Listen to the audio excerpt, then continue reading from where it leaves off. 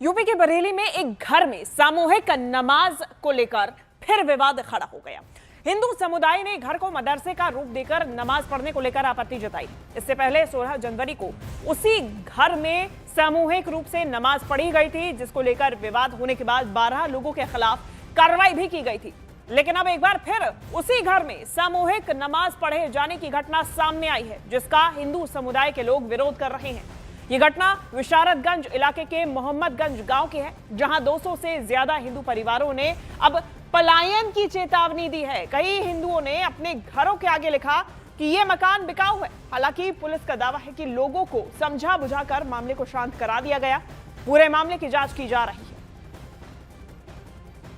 तो ये पूरा मामला सामने आया और ये देखिए, ये मकान बिकाऊ है।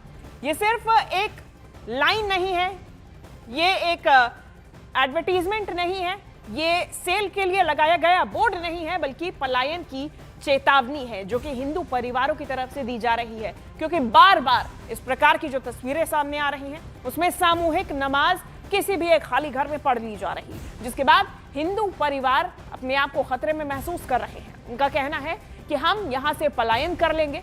बरेली की ये तस्वीरें हैं, घर में सामूहिक नमाज पर बवाल बढ़ता जा रहा है। पहले कार्रवाई हुई, 16 जनवरी को भी तस्वीरें ऐसी सामने आई। कार्रवाई के बाद में एक बार फिर से दोबारा वही तस्वीर। विशारतगंज प्रकरण में पुलिस और प्रशासन की संयुक्त टीम बनाई गई है, सीओ और एसडीएम के नेतृत्व में, जो सभी पक्षों से वार्ता करेंगे और विधिक प्रक्रिया का अनुपालन सुनिश्चित कराएंगे। मौके पर शांति व्यवस्था कायम है, पलायन जैसी कोई स्थिति नहीं है, फिर भी सतर्क दृष्टि रखी जा रही है।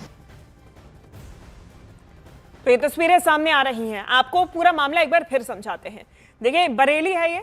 बरेली में सामूहिक नमाज को लेकर बवाल है। वो इसीलिए है क्योंकि मोहम्मदगंज गांव ये इलाका है जहां पर खाली घर में सामूहिक नमाज पढ़ी जा रही है।